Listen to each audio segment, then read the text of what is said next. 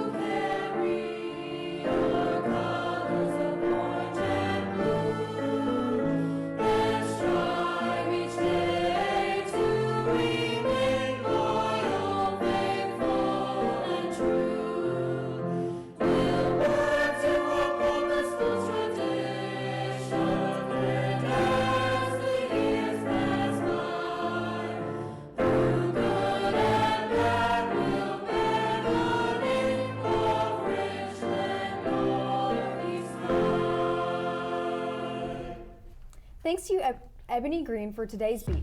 Coming up on today's show, we start showing you our C-SPAN Student Cam documentaries. And give you more information about Catholics. Get ready because RNE-TV Live starts now.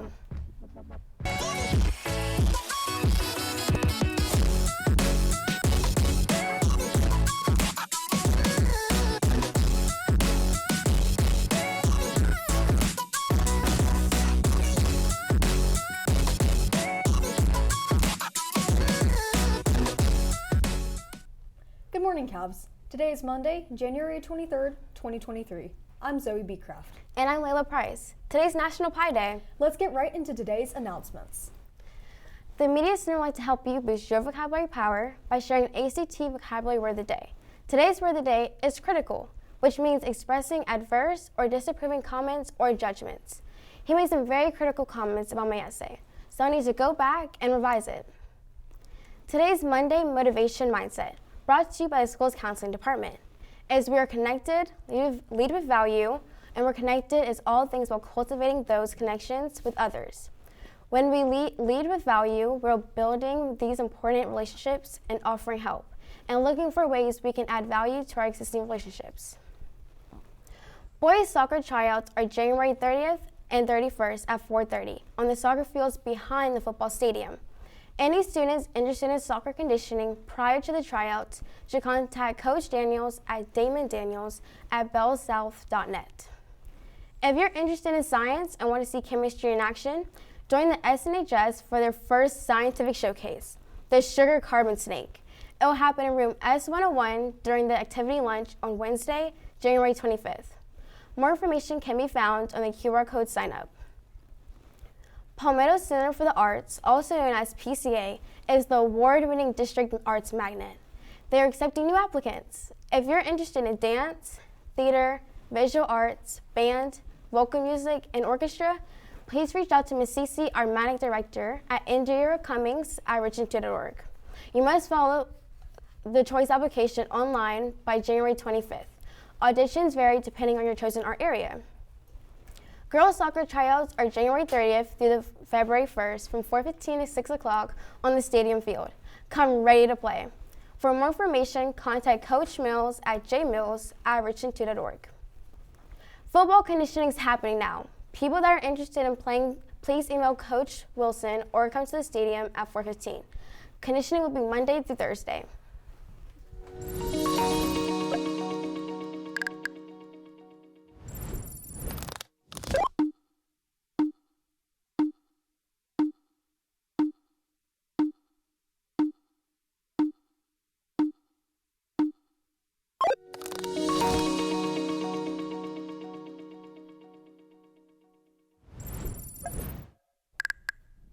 Tykeria earned CCR status through the process of work-based learning. Using her part-time job and returning the paperwork, she earned work-based learning credit and CCR status. Congratulations, Tykeria.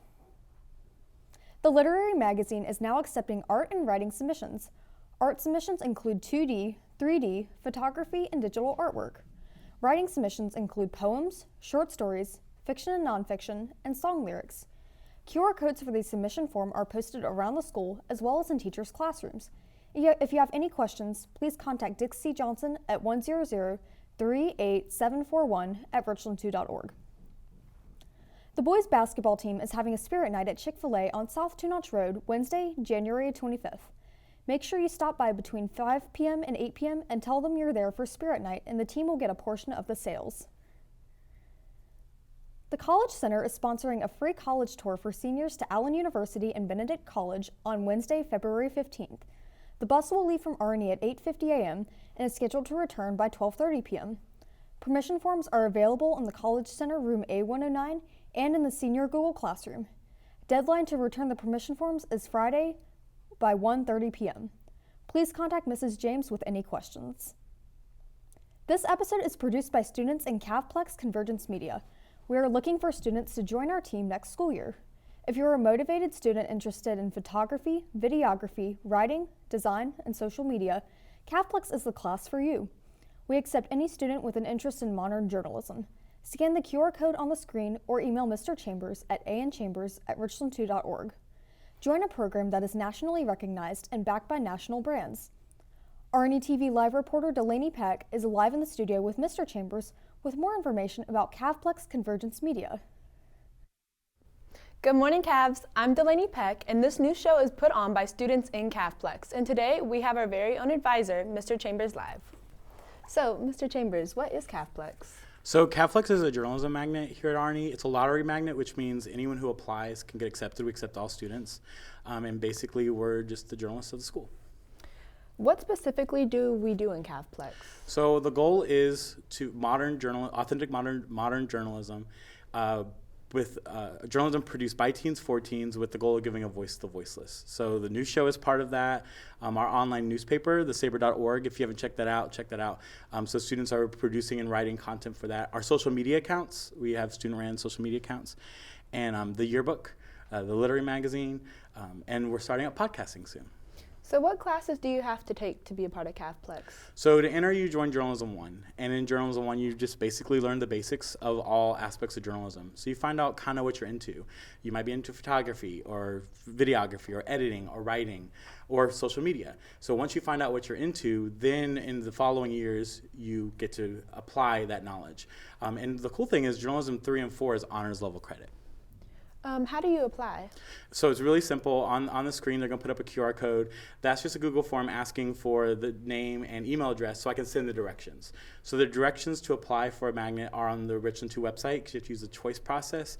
But like I said, I'll email directions on how to do that process. If you don't want to get the directions, you can go to the Richland 2 website, go under magnets, and find the choice application. Okay, well, that's all I have for you today. Thanks for joining us, Mr. Chambers. Thanks, Lainey. That's all I have for today. Don't forget to apply to Cavplex by Wednesday. Reporting for RNE-TV Live, I'm Delaney Peck. Now, back to the anchors. Thanks, Delaney. Prom tickets are now on sale.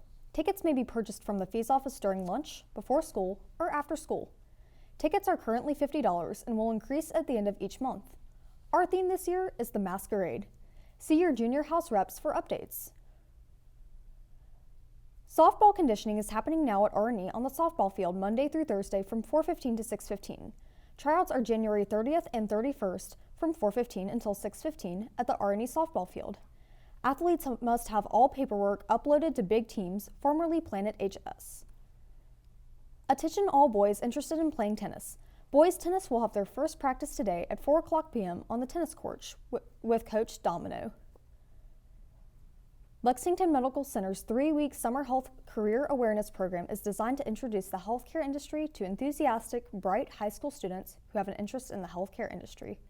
To participate, you must be a rising senior, fully vaccinated, and have at least a 2.5 GPA. For more information, see Mr. Sumter.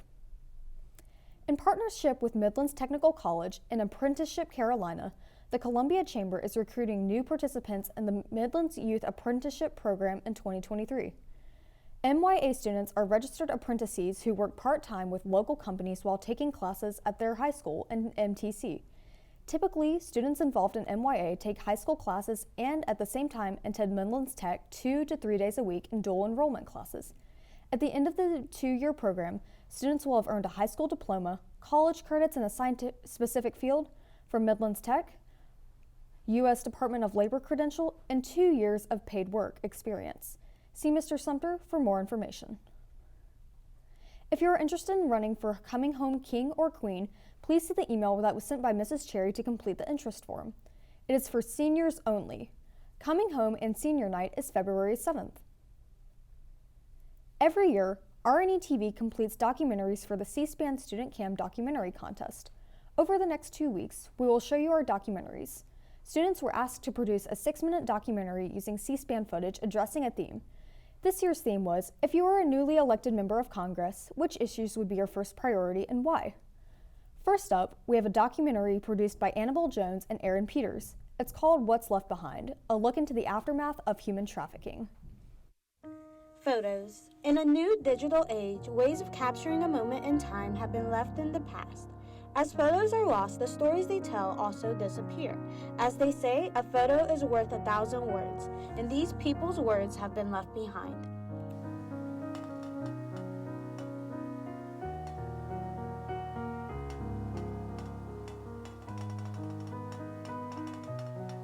This issue, the issue of human trafficking, is not a Republican or Democrat issue. It is an American issue. It is a human issue. While this criminal conduct may seem a world away, it is very often taking place right in our own backyards. Human trafficking is a crime that consists of one of 3 elements: force, fraud, or coercion. Human trafficking is oftentimes a very violent crime, a very psychologically manipulative crime. This violence and manipulation can lead to long-term impacts on victims that they will battle for the rest of their lives. We see complex trauma oftentimes with victims who have been targeted by human traffickers. Some results of this complex trauma include substance abuse disorders, long-term PTSD, and suicidal thoughts and actions. I didn't want to deal with the pain, if that makes sense. I felt like I just want to be happy. I just want to hit the reset button. To hit the reset button, these victims need resources that are not always available in their communities. And I would say the other point of frustration is just lack of resources. We don't have good treatment programs for victims of sex trafficking. Some of their needs are a little bit unique. What we have now is a kind of patchwork of assistance that we try to target to individual needs. We don't do a very good job of that. Needs of human trafficking victims can include mental and physical health services, legal assistance, housing, advocacy, and financial support. I talk about the increase in the number of children who are identified as victims. We're talking, I think last year it was around 135. We have 10 beds for female victims of sex trafficking. Not only do victims need resources, but families and those around victims also need support. However, there is not always a push for them to receive this support. He's like, everyone supports the kid, and I'm the mom, what am I supposed to do? There may be resources that they could tap at the state level, but they don't always know about it. If the family doesn't understand that that's something that they may need in terms of working through what's happened to either their child or their niece or nephew or what have you, how are they going to seek those support services? Another barrier that stands in between victims and families and the resources they need is socioeconomic status. But I do think that lower socioeconomic communities do not have access to the same resources as those in higher economic brackets. There are counties that don't have a qualified mental health professional in the whole county. So certainly the more rural, the more isolated the community, the less likely that you can get the kinds of services that they need. It's interesting, I've always said that poverty fuels the crime of human trafficking. Previous legislators have attempted policies to support victims and families of human trafficking, so that we can develop a resource directory on the South Carolina Human Trafficking website. This is something actually that we've been mandated in legislation to create. One of the things that I think is, we should pay attention to is that there has been legislation passed called the Safe Harbor Law. While the safe harbor laws and regulations like these are important, their main focus is to protect the youth from prosecution. As of now, there are no systems in place to support these victims out of the legal system. To truly help these victims, the federal government needs to fund a support system with an array of resources that have an emphasis on mental health. If you don't stabilize their mental health, they're not going to be able to access the resources that are available for them, like school and shelter and rehab. Families and communities are also in need of similar resources that focus specifically on education and awareness. So if the family doesn't understand what has occurred with this girl, the trauma she's gone through, the work she's put in the program to and re-enter the mainstream, then what's changed? The biggest barrier faced when trying to push bills such as these is cultural differences. Legislators have to create policies that help all states and don't face backlash in certain areas. Here in Columbia especially, and like in the Black community especially, people are always like, well, no, you don't need counseling, and therapy is bad, and we don't believe in that. And there's different cultural elements at play. There's different priorities in terms of how to address it. So I do think that the cultural elements definitely impact the way that we respond to trafficking. Despite this challenge, we must provide support for these victims and families, for people all across the United States in any economic bracket.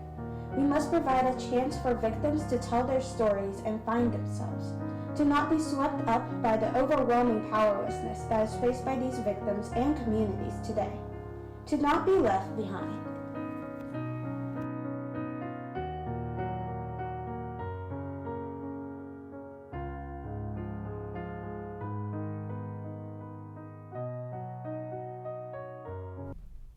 We look forward to showing you the rest of our documentaries. Well, that was today's show. Reporting for RNE-TV Live, I'm Layla Price. And I'm Zoe Beecraft. Remember, it's a great day to be a Cavalier.